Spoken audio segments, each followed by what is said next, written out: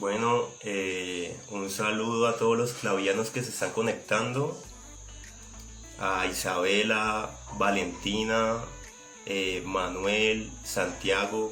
Ahí ya llegó nuestro invitado. Uy, la salvaron, vean. Hola Valentina, gracias por conectarte. Hola, Listo, sí, pues ahora sí, qué pena con usted, se cortó la entrevista. Pero pues era mejor reconectarnos otra vez para que la entrevista fuera más fluida. sí, perfecto. Entonces aquí ya me escuchan mejor. Estabas hablando sobre el papel de los medios de comunicación, los grandes medios de Ah, comunicación. sí, entonces el tema con eso de los medios de comunicación es eso, que precisamente porque son grandes empresas que tienen que cubrir pues toda una serie de costos fijos y de temas, pues, por lo tanto necesitan tener detrás a un gran capital.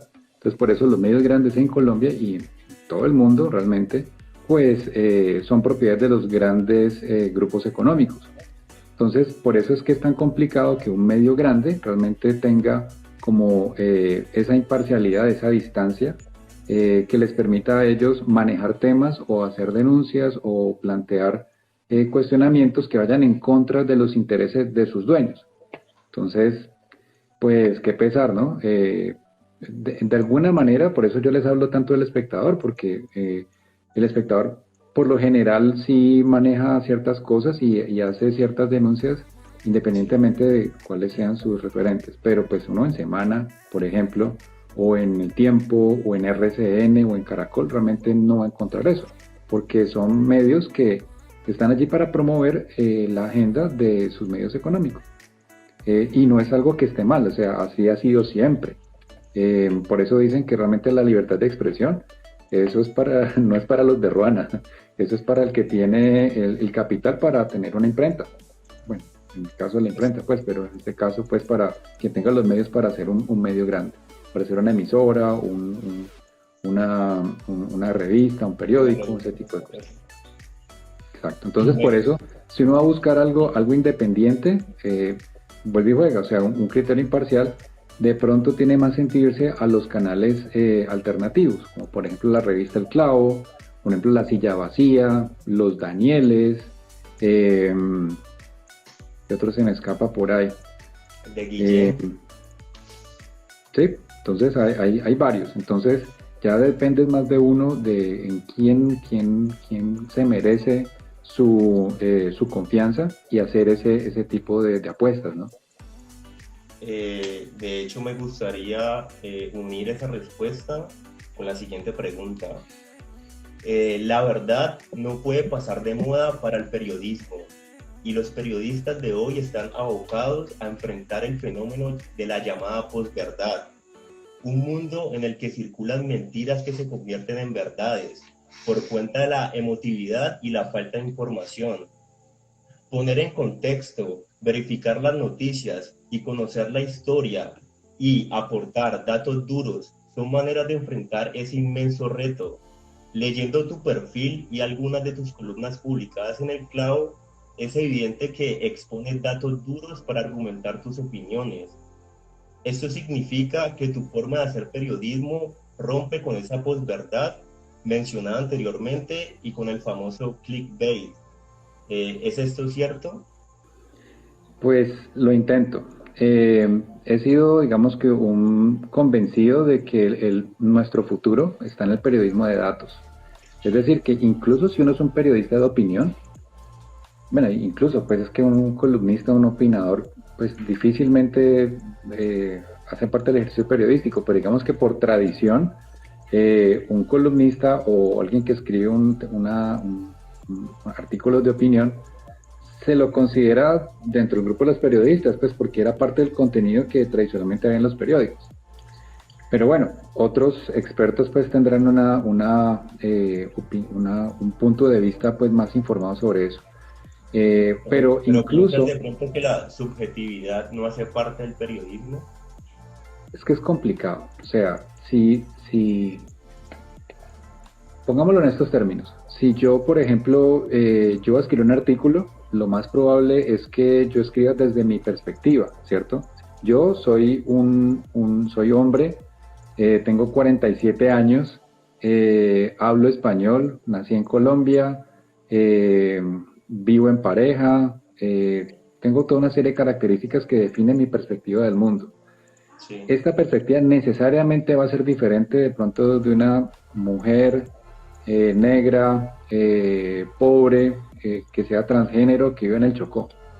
O sea, son puntos de vista completamente diferentes. Entonces, por más que mi opinión sea válida para mí, de pronto para el círculo que me rodea, puede que no sea válida, igualmente válida para la otra persona. Entonces, uno debe hacer realmente un esfuerzo para identificar sus sesgos, las aristas porque que uno no siempre los ve. vamos a tener, o sea, siempre vamos a tener sesgos. Entonces, em, pero por lo menos si uno está consciente de ellos, uno puede advertirle a la gente, mire, qué pena, pero es que yo tengo estos sesgos, ta. Me pasó, pues me ha pasado varias veces, pues. Yo recuerdo que yo me consideraba antiuribista, pero pues yo realmente no tenía mucho problema con eso, hasta que conocí a un grupo de gente que no bajaban a Uribe de genocida y asesino. O sea, para mí eso ya era como que, uy, como un extremo. Para mí es un político cualquiera que ha hecho cosas buenas y malas. Ya es cuestión de opinión si el Cualquiera, balance entre lo bueno y lo malo, ¿qué pasa allí, ¿no? Entonces, muchos uribistas seguramente dirán, no, claro, ha cometido errores, le han metido goles, han hecho cosas, pero es que las cosas que ha hecho son más importantes y hacen parte de su legado más que otras cosas. Otros, como yo, que pensamos que las pocas cosas buenas que puede haber hecho realmente no compensan, no disculpan todas las porquerías que hizo y que permitió que se hicieran. Entonces, ahí es donde está la cuestión de la opinión. Los hechos son unos, pero depende de la perspectiva cómo se maneja. Entonces, ahí es donde yo pienso que es importante manejar datos duros, pero incluso los datos duros son sujetos de interpretación. Y por eso, solamente por el hecho de uno escoger cuáles datos va a mostrar, ahí ya está poniendo un sesgo.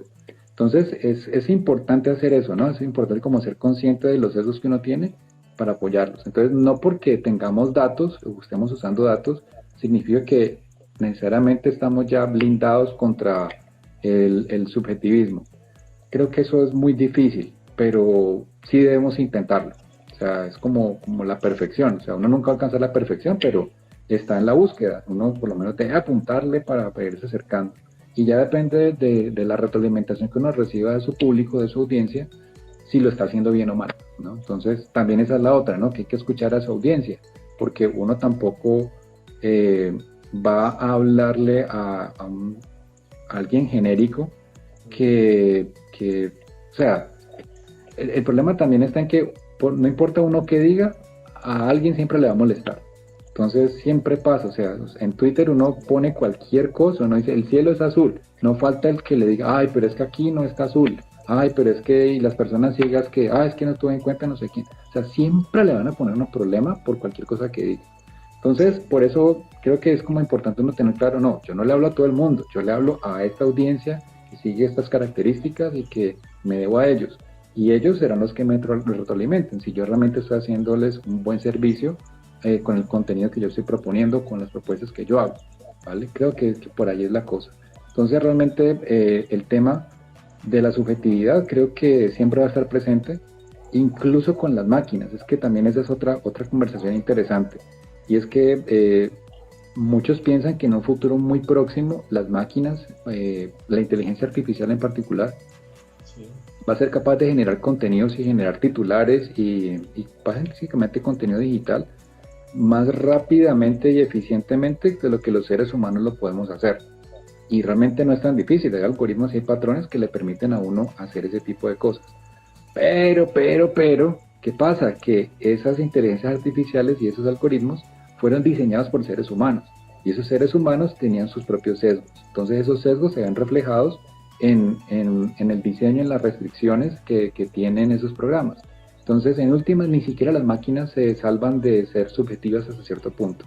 Entonces, creo que lo importante es eso, es tratar de ser imparcial, buscar siempre tener como todos los puntos de vista posibles balancearlos y tratar de hacer ese servicio, no cargarse mucho sobre un lado, sino tratar de mostrarlos todos, tratar de tener datos duros, sí, siendo consciente también de los sesgos que uno tiene y hacerlos públicos. Mire, es que yo soy antiuribista, entonces aquí no me van a ver hablando belleza de Uribe, perfecto, o yo soy uribista y yo quiero otra cosa, o yo soy petrista, o yo soy fajardista, o todos los istas que ustedes quieran. Entonces, es como eso, si no lo declara, por lo menos la otra persona sabe, ok, ya sabe qué esperar de su interlocutor. Ok, listo, interesante. Me gustaría ahora pasar a hablar sobre tus intereses como columnista. Entonces, ¿recuerdas el momento exacto en que te sentiste cautivado por el espacio exterior hasta el punto de llegarlo a estudiar con profundidad? Sí. Básicamente la fantasía siempre ha sido un tema recurrente para mí. Y pues tiene que ver con la infancia, ¿no? Porque pues yo tuve una infancia bastante solitaria, entonces, pues claro, como que mi realidad mi realidad inmediata no es que fuera muy chévere, entonces, claro, uno naturalmente busca escaparse. Si ustedes se ponen a ver, realmente los que, como en las películas que muestran que, oh, el tipo popular, que es el canchero y que anda con todas las niñas y que siempre le va bien y que es la estrella del equipo de fútbol, esas personas realmente no tienen necesidad de buscar fantasías porque su realidad ya es lo suficientemente enganchadora. Pero el que de pronto es retraído, el que no le va tan bien, el que no tiene tanto éxito con el sexo opuesto, que no es tan popular, de pronto su realidad tal vez no sea tan chévere y busca cómo escaparse. Entonces, ese fue mi caso. Por eso siempre me llamó la atención la fantasía y la ciencia ficción. Casualmente, pues en mi infancia, mi mamá y mi familia, pues siempre me estaban regalando libros, me cultivaron como ese amor por la lectura y me encontré con Julio Verne. Julio Verne es un autor francés del siglo XIX, 18-19, que escribió 20.000 leguas de viaje submarino. Fue la primera novela que leí y me cambió la perspectiva completamente. O sea, ver que a partir de la ciencia uno puede tener una aproximación hacia el mundo que te salva de ser víctima. O sea, que no es que, ay, no, es que me va a comer un tigre o me va a ahogar en una tormenta en el mar o me voy a sofocar en una tormenta de arena, ¿no? Realmente, mire, si usted conoce la ciencia, usted puede entender el universo. Y pues sí, no lo sabemos todo, pero sabemos bastante. Hay todo un cuerpo de conocimiento que la humanidad ha ido acumulando, que los científicos de todas las eras le han ido pasando a sus sucesores y que nos permiten tener un entendimiento del mundo. Entonces no estamos inermes, no estamos indefensos ante lo que nos pase. O sea, sí podemos hacer cosas, sí tenemos control sobre la realidad. Entonces, para alguien que ha estado, ¿No digamos, crees que la realidad nos desborda? Porque depende, claro. Pero es que también ahí viene también la opción de lo que uno quiera hacer. También es considerada como una especie de religión y sí, yo claro, comparto ese punto de vista. Claro. También hay que entender que la ciencia es una herramienta, ¿listo? O sea, la ciencia no es un fin en sí mismo, ¿vale? Así como la religión no es un fin en sí mismo, es una herramienta, es algo que yo tengo en mi kit de herramientas para poder ver cómo me defiendo ante la vida. Entonces, creo que uno debe tener más de una herramienta. Así como uno no puede decir, no, es que yo tengo un martillo y a todo le doy clavo, todo lo que yo me encuentro lo voy a tratar como un clavo. No necesariamente. Entonces uno debe tener un serrucho, debe tener un martillo, debe tener un soplete. Dependiendo del problema o de la situación que uno quiera manejar, posiblemente herramientas distintas sean las más apropiadas. Entonces hay ciertas cosas para las cuales la ciencia creo que es es la mejor herramienta y en general en muchos aspectos de la vida creo que son lo que nos permite a nosotros plantear caminos que nos permiten sobrevivir, y no solamente sobrevivir, sino realmente tener una relación positiva con nuestro entorno. Entonces no estar, como les decía, sometidos pues no sé qué va a pasar, no, si usted sabe algo de probabilidad, hombre, uno sabe realmente qué riesgos correr y qué no, sabe si se mete a pedir un préstamo o no, si debe coger un trabajo o no, o si se mete en una relación o no. Entonces, saber un poquito de probabilidad yo creo que es algo que a todos nos beneficia. Saber un poquito de economía, de matemáticas, Todo esto es algo que es muy positivo, entonces creo que es una herramienta que vale la pena aprovechar y tener. Entonces la ciencia ficción realmente apoya eso, como que cómo puede uno aproximarse a los problemas con una perspectiva científica, y evidentemente pues a partir de allí la conexión con la ingeniería es obvia, porque la ingeniería lo que trata es de aplicar un método a la solución de problemas aprovechando todo el bagaje de conocimiento de la ciencia. Entonces eso es algo que es bastante positivo. Pero por otro lado también está la parte espiritual y como les decía, la religión también es otra herramienta, la espiritualidad es otra herramienta. Entonces uno verá cómo hace ese balance para ver qué le funciona mejor a cada persona.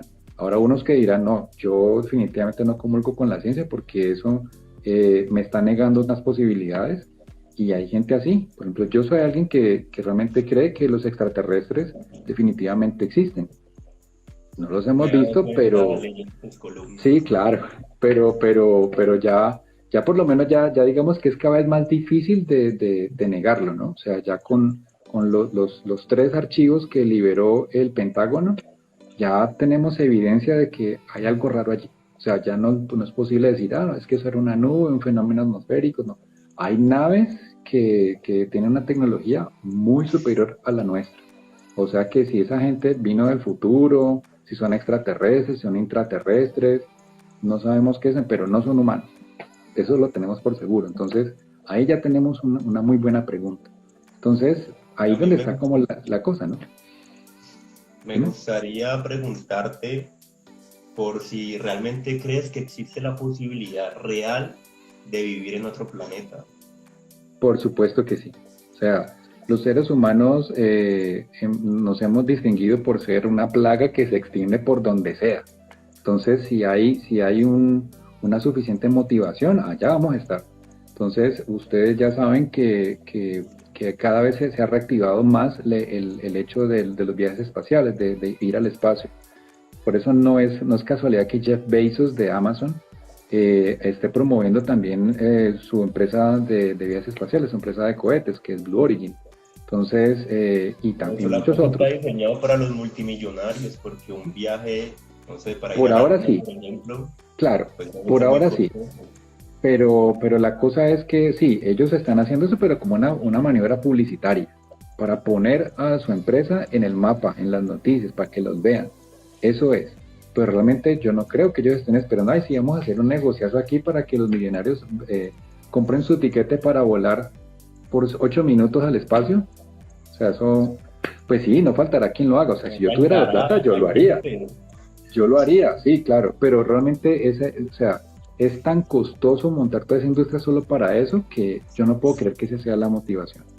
Para mí la verdadera motivación está justamente en poder desarrollar una industria, en poder crear como todos los incentivos para que, pues por tener este negocio, entonces significa que ya hay que tener fábricas que sean capaces de procesar el combustible para estas naves. Hay que tener fábricas para que puedan fabricar los motores, todos los servicios. Hay que tener sitios de entrenamiento para poder tener a los técnicos, a los ingenieros, a los pilotos, a todos los que están alrededor de esta industria. Cuando uno ya tiene toda esa atracción, ahí es donde ya uno puede pensar un poquito más allá. Bueno, ¿qué hay más allá de la órbita de la Tierra? Pues está la Luna. ¿Y qué hay en la Luna? Pues resulta que en la Luna tiene unos minerales muy interesantes que no se encuentran acá y que esos sí son un negociazo. Entonces por eso es que Bezos está tan interesado en dañarle el negocio a Elon Musk de SpaceX en la llegada a la Luna, porque verdaderamente el que logre desarrollar más su industria o su compañía dentro de esta industria, pues va a ser el que va a estar mejor posicionado para ganarse los contratos y las cosas que les van a permitir extraer toda esa riqueza de allá. Entonces, eso es como el nuevo oro. Como hace 500 años, cuando la reina Isabel de Inglaterra, de España, tuvo que empeñar sus joyas para poder patrocinar la expedición de Cristóbal Colón. Así arrancados estaban. ¿Y cómo quedaron 200 años después? España era el reino más poderoso de todo el mundo. Entonces, gracias a toda esta riqueza que explotaron, que saquearon de acá de América. Entonces, algo similar va a pasar con la Luna. Y cuando la Luna ya esté bien desarrollada, van a seguir con los asteroides. Y cuando los asteroides también ya estén bien establecidos, seguirá Marte. Entonces, Por eso yo creo que realmente sí es una posibilidad real. O sea, hay un interés económico que definitivamente es claro y que va a permitir que los grandes capitales vayan detrás de esto. Pero no solo eso, sino que al menos en el discurso público de Elon Musk y de Jeff Bezos está que ellos tienen claro que necesitamos salir de acá. O sea, no podemos quedarnos aquí en la Tierra, porque si nos quedamos aquí vamos a acabar matándonos, porque ya hay mucha gente, hay poco espacio, pocos recursos y están muy mal distribuidos además. Entonces, si por lo menos estuvieran más o menos homogéneamente distribuidos, uno se defiende, pero es que hay muy poquitos que tienen casi todo y la gran mayoría que no tienen casi nada. Entonces así está muy difícil. Si nosotros logramos poner el pie en otro planeta, creo que habría una motivación suficiente para que aquellos que aquí en la Tierra no encuentran unas condiciones suficientes para tener una vida digna, de pronto en otro planeta lo puedan hacer, que fue el caso literal de los irlandeses. Por eso es que no hay tanto irlandés que hay en Nueva York. Hoy que hay tanto chino, hay montones de chinos en San Francisco. Uno no se imagina, japoneses por montones. ¿Por qué? Porque es que en sus países de origen no tenían esas oportunidades. Pero cuando se dio la oportunidad de migrar hacia América, claro, pum, vinieron en manadas y acá encontraron pues un entorno donde desarrollarse. Entonces yo creo que sí hay la motivación y está la posibilidad real de hacerlo. También me gustaría hablar un poco de los recursos que tocamos anteriormente, porque me he dado cuenta que en tus columnas eres un gran defensor de las energías renovables. Es evidente la importancia de cambiar el modelo energético que predomina actualmente en el mundo. Estoy haciendo referencia al uso de energías fósiles, carbón, petróleo y gas. La idea sería sustituir esas fuentes de energía por fuentes no tan contaminantes como la energía eólica o hídrica, por ejemplo. Pero el debate en cuestión es saber si puede hacer una transición energética a partir de energías renovables, manteniendo el modo civilizatorio, es decir, conservando el ritmo de vida contemporáneo y el crecimiento económico que ello conlleva.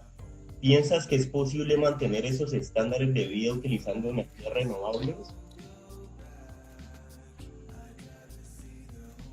Es posible, pero no creo que sea la mejor solución.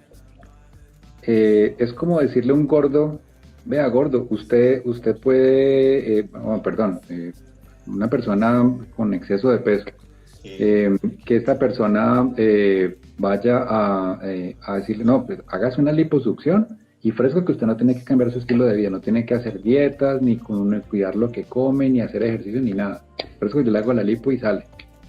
Se podría hacer, pero ¿qué pasa? Que al final del tiempo, al pasar de unos 2-3 meses, va a estar igual de gordo que antes, porque no cambió su estilo de vida. Entonces, pienso que aquí pasa lo mismo. Si nosotros el día de mañana mágicamente dijéramos, listo, vamos a cambiar todas las bolsas de plástico, las vamos a cambiar por canastos de cabuya. Todos los carros de gasolina vamos a cambiarlos por carros eléctricos. Todos los aviones vamos a cambiarlos por dirigibles, los barcos también por dirigibles, y no se va a volver a quemar ni una sola molécula de carbono, se va a soltar en la atmósfera. Incluso haciendo eso, que no lo veo viable en el corto plazo, incluso haciendo eso, el exceso los excesos de nuestro estilo de vida realmente no son sostenibles. Entonces, tengan en cuenta que incluso para producir carros eléctricos hay que también minar recursos, o sea que el cobalto y todos estos minerales pesados que se usan para las baterías tienen que ser de alguna parte y hay que seguirlos explotando. Entonces, eso tiene también un impacto ambiental. Todo el metal que se necesita para construir los carros. Los conflictos comunitarios. Claro. Por ejemplo, es muy frecuente que, por ejemplo, cuando se instala una planta hídrica o eólica, pues esas plantas se instalan en territorios.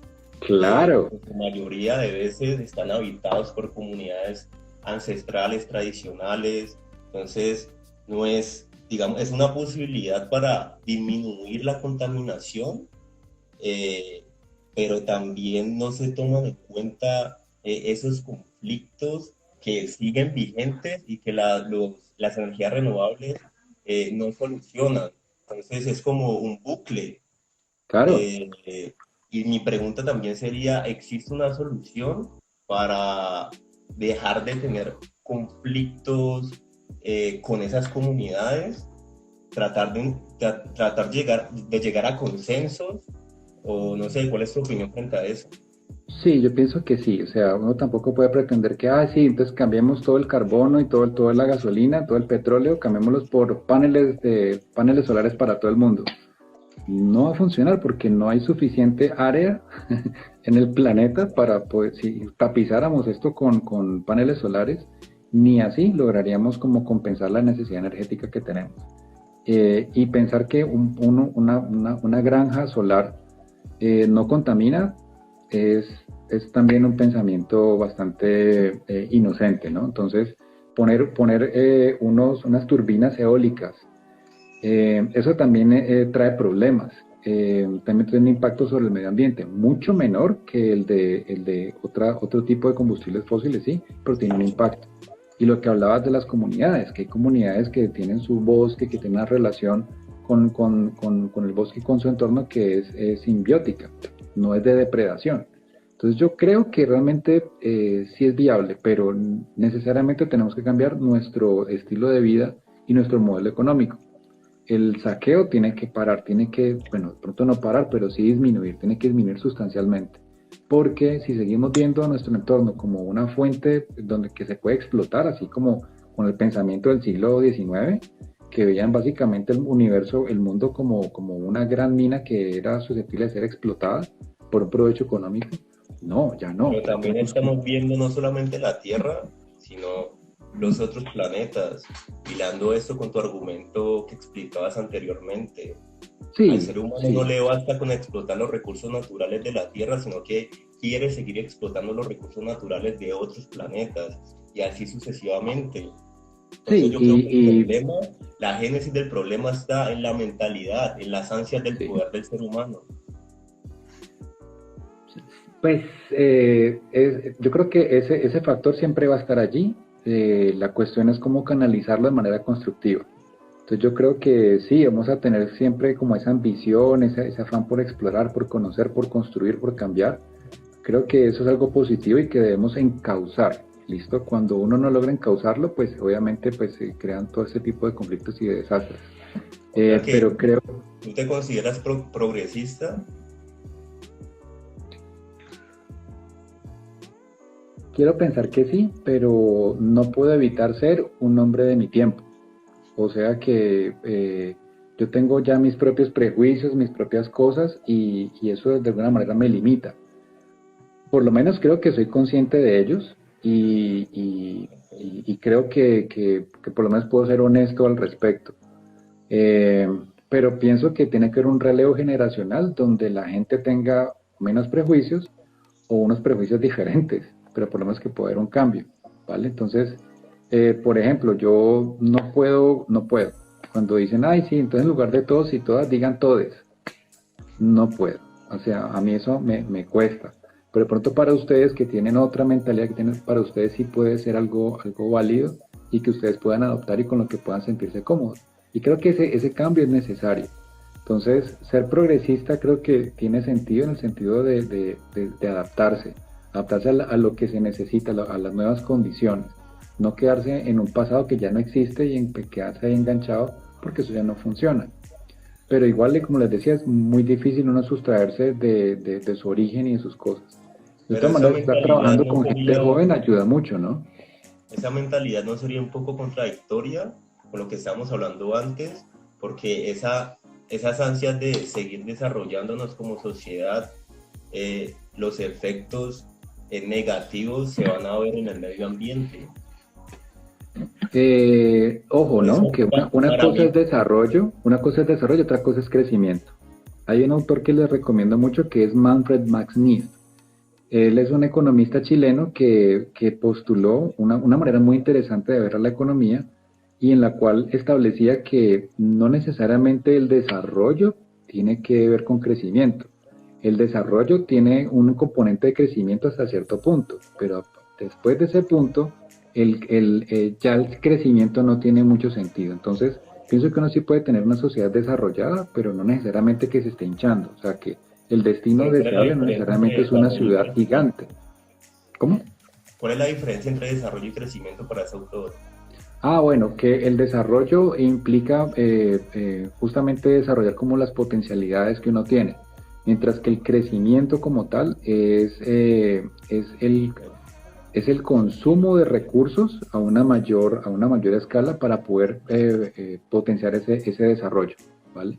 Entonces, por eso es que también cuando uno es niño, uno se está desarrollando y también está creciendo. Ese crecimiento es necesario para poder potenciar esas capacidades de desarrollo. Pero cuando ya no llega a la vida adulta, uno puede aspirar a seguirse desarrollando, pero no tiene que seguir creciendo, ya uno creció lo que tenía que crecer. De la misma forma, las sociedades también pueden seguirse desarrollando sin necesidad de seguir creciendo y seguirse hinchando y seguir depredando los recursos como una plaga, ¿vale? Entonces, ¿Cómo se lograría eso? Bueno, realmente no es fácil, pero depende también de cambiar nuestro estilo de vida. O sea que esa mentalidad de que no, yo básicamente tengo que comprar todo en el mercado, tiene que cambiar. Nosotros tenemos que ser también como conscientes de que tenemos que empezar a producir en nuestro entorno inmediato. Y la necesidad de producir también nos ayuda a nosotros a tener una relación mucho más íntima con nuestro entorno, porque entonces nosotros sabemos qué es lo que nos estamos comiendo. O sea, si yo, por ejemplo, tengo en mi casa, en mi patio, pues tampoco uno va a poder pretender tener una granja en el patio, ¿no? Pero por lo menos unas maticas que le permitan a uno tener unas hortalizas. Algo así tan mínimo tiene un impacto tremendo sobre la mentalidad. Entonces el proyecto con mi esposa es estar en el patio hacer una huerta, algo pequeño, pero que nos permita manejar las cosas. Entonces imagínense que la gente realmente haga eso a escala comunitaria. O sea que en lugar de nosotros amontonarnos en edificios, en apartamentos cada vez más chiquitos y que están buscando torpedear el POT, el Plan de Ordenamiento Territorial, para permitir a las grandes constructoras hacer apartamentos re chiquiticos que son aparta estudios, lofts, que realmente son cosas carísimas pero que no cumplen con lo mínimo de una vivienda digna. En vez de eso, pues pensar que la tecnología también nos permite a nosotros expandirnos sin amontonarnos, o sea, que fue también mi caso. O sea, yo dejé de vivir en Cali para irme a vivir a Jamundí y fue la mejor decisión. Nosotros somos jamundeños. Perfecto. Bueno, No, vivimos en saben. Jamundí, caleños, pero vivimos en Jamundí. Exactamente, entonces ese fue mi caso. Entonces piensen que también la tecnología nos permite eso. Entonces ya uno no tiene que necesariamente estar amontonado en una ciudad, que esa era la realidad hace 30 años. Ahora no, ahora uno puede tener una carrera, puede tener una profesión, puede tener algo y vivir en el campo sin ningún problema. Bueno, o con unas pocas limitaciones, pues, pero realmente es algo viable. Entonces, creo que es algo que debemos perseguir. En lugar de estarnos amontonando en las ciudades, poniendo más presión sobre los recursos disponibles, pensar en que cada quien de pronto tenga un espacio propio donde pueda también tener su propia relación con la naturaleza.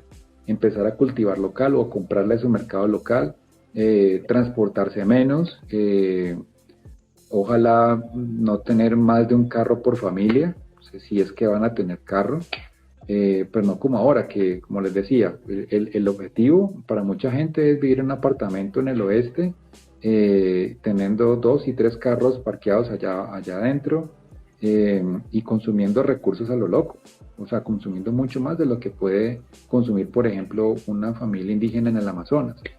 Entonces, realmente es como ser como conscientes de que para vivir realmente nosotros no necesitamos tanto. Solamente el consumo de carne de res como tal. No estoy diciendo que todo el mundo tenga que volverse vegetariano, pero si nosotros bajamos el consumo de carne de res a solamente 1 o 2 veces por semana, estaremos haciendo un favor gigantesco al planeta. Mucho Pero más. Sí, sigue.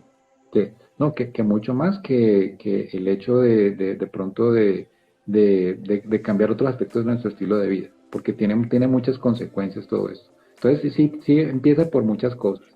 Pero también tiene que ver con que si nosotros cambiamos nuestro estilo de vida, le estaríamos también bajando la presión al mercado y a la máquina del consumismo, y de esa manera las empresas que justamente se lucran de estar explotando el medio ambiente, pues van a tener menos incentivos para hacerlo, y poco a poco van a tener que ir bajando. Lo que pasa es que eso también tiene que estar compaginado con un proyecto político que vaya y que obligue a estos grandes capitales a que cumplan con las normas ambientales, a que le bajen a las cosas, a que no les salga tan impune explotar el medio ambiente como lo están haciendo, para que de esa manera también se vayan regulando las cosas y podamos tener un futuro donde podamos vivir, porque pues al paso que vamos no va a quedar mucho.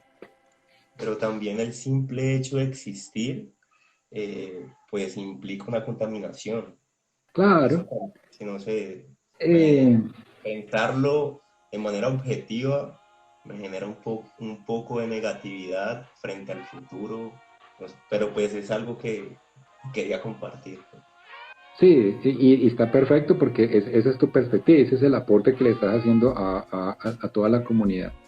Yo por mi parte sí soy más optimista, y la ciencia ficción también apoya un poquito esto, ¿no? Como que pensar que no porque nuestras condiciones actuales sean tan tenaces, significa que siempre va a ser así. Podemos soñar con un futuro donde podemos aprender de nuestros errores, cambiar nuestras prácticas y realmente tener un futuro más decente, donde las cosas sean ligeramente diferentes. Y de verdad que yo pienso que sí, las cosas han ido mejorando. Si uno se pone a analizar las estadísticas de la expectativa de vida comparado con cómo era hace 100 años, nosotros ahorita tenemos mejores condiciones que incluso alguien de clase media o de clase trabajadora vive mejores condiciones que los millonarios de hace 500 años. O sea, hace 500 años ni siquiera la reina Isabel de España tenía posibilidad de acceder a un servicio médico como el que tenemos nosotros, o no puede alimentarse también como nos alimentamos nosotros. Entonces, pensar que antes mucha gente moría en la esclavitud, en unas condiciones terribles, eso cada vez pasa menos, o sea, debería no pasar, pero lamentablemente todavía pasa en cierta medida. Esperemos que en un futuro cercano eso deje de pasar. Entonces yo pienso que, aunque las cosas están tenaces, pienso que en general han ido mejorando, han ido teniendo un progreso, y en parte se debe justamente a que cada vez somos una sociedad mejor educada. Eso no necesariamente significa que seamos una mejor sociedad, pero creo que ayuda a que tomemos mejores decisiones, a que no nos dejamos meter los dedos a la boca tan fácil, que no nos abudinen los de siempre, que nos abudinen otros, pues, pero no los mismos. Entonces, de esa manera creo que podemos nosotros tener cierta agencia, cierto nivel de influencia sobre lo que nos pasa. No somos víctimas inermes de lo que el universo nos quiera deparar, sino que nosotros también tenemos algo que decir al respecto, y podemos actuar, y podemos defendernos, y podemos intervenir en nuestro entorno para hacer las cosas más como nos gustaría que fueran. Listo, Andrés. Mi última pregunta es, tuve la oportunidad de leer tu última columna. ¿Nos podrías contar alguna anécdota o hecho memorable que hayas vivido con Andrés Jaramillo Botero? Para los que no lo conocen, él es uno de los investigadores más importantes de ingeniería física, computacional, química computacional, robótica y de la nanotecnología en el mundo. Actualmente está trabajando para la NASA y SpaceX. Además de eso, me gustaría saber cómo es la metodología de enseñanza de Andrés. Bueno, para aclarar, realmente son dos personajes diferentes. Sí, son dos personajes diferentes. Yo escribí sobre creo que se llama Carlos Torres, que es un ingeniero industrial caleño que trabaja en este momento en SpaceX, ¿listo? Y otro diferente es Andrés Jaramillo, que es otro ingeniero caleño que trabaja en Caltech, ¿listo? Que es el Instituto Tecnológico de California, que tiene una relación muy estrecha con la NASA. ¿vale? Entonces, finalmente, los dos están vinculados con el espacio.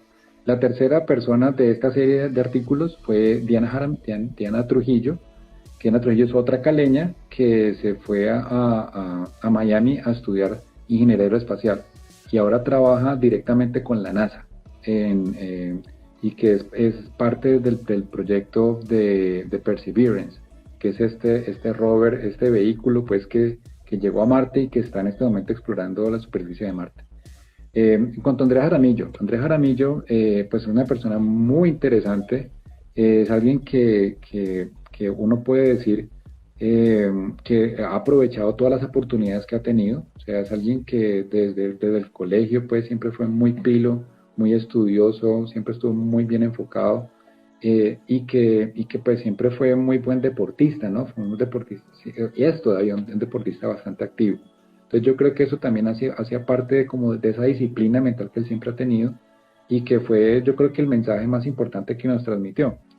Cuando yo estudié en la Javeriana, él fue durante diferentes temporadas, él fue director de la carrera de sistemas, director de la carrera de electrónica, fue decano de la Facultad de Ingeniería y básicamente su mensaje era enfocarse, ser disciplinado en lo que uno quiere hacer, porque esa es como la manera en que realmente uno puede superar sus límites y puede crecer. Entonces, creo que es más ese tema de la disciplina. Lo del inglés también, insistía mucho, estudien inglés, aprendan inglés para que se puedan ir a estudiar al exterior, porque pues sí, Colombia es un vividero chévere para la mayoría de nosotros. Mucha gente que de pronto no opina lo mismo, pues por obvias razones, porque sus condiciones no son buenas, pero yo me considero privilegiado porque para mí Colombia es un muy buen vividero, he sido muy afortunado a tener unas condiciones óptimas pues para desarrollarme, para aprender, para estudiar, para hacer lo que he querido, pero para estudiar hay ciertas cosas que uno dice, no, definitivamente en el exterior hay más oportunidades y chévere no como tener eso. Entonces fue básicamente como ese tema, ¿no? Como de estudiar, aprender inglés para poder estudiar las cosas en su idioma original, no depender de traducciones ni de cosas, sino uno poder ir directamente a la fuente, tener como enfoque, disciplina, tener un estilo de vida activo, o sea, ser deportista activo, eso ayuda mucho, no solamente a mejorar, a tener el hardware que tenemos en óptimas condiciones para poder hacer lo que necesitamos hacer, sino también que el hecho de tener una actividad física también desarrolla cierta disciplina que nos viene muy bien cuando estemos haciendo otro tipo de proyectos, cuando estemos estudiando cosas difíciles, ¿no?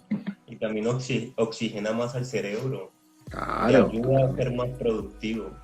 totalmente. Entonces uno no puede pretender que su maquinita, o sea, que el mayor activo que uno tiene, que es su cerebro, pues si uno no lo cuida, no cuida el hardware, pues el software nunca va a lograr llegar a todo su potencial. Entonces esa es como la gran lección. Y curiosamente, se me escapa, creo que es Carlos Torres, que es el otro ingeniero industrial que trabaja en SpaceX.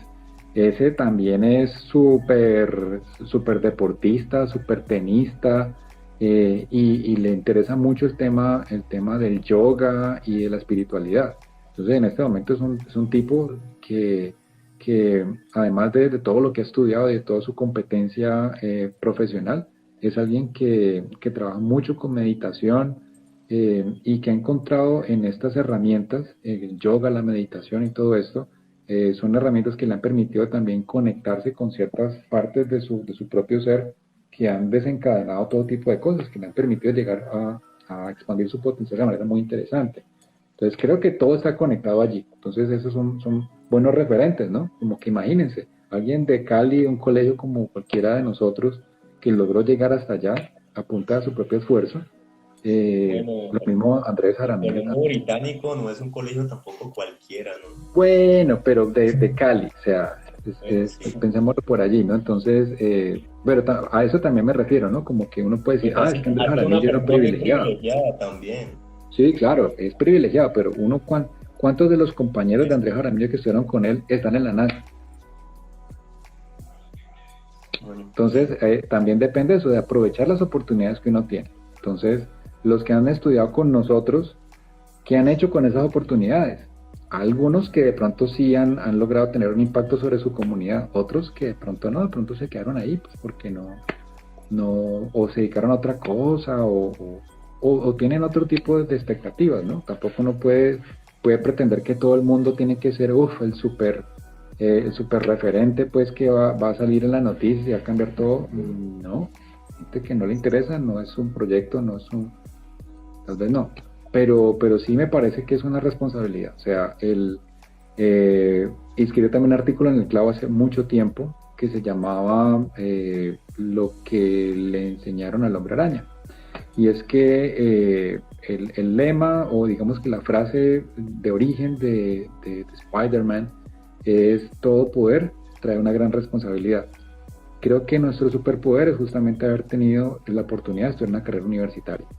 Entonces, nuestra responsabilidad es hacer algo con eso, es ver cómo podemos devolver a nuestra comunidad, cómo podemos lograr hacer proyectos que tengan un impacto positivo sobre nuestra comunidad.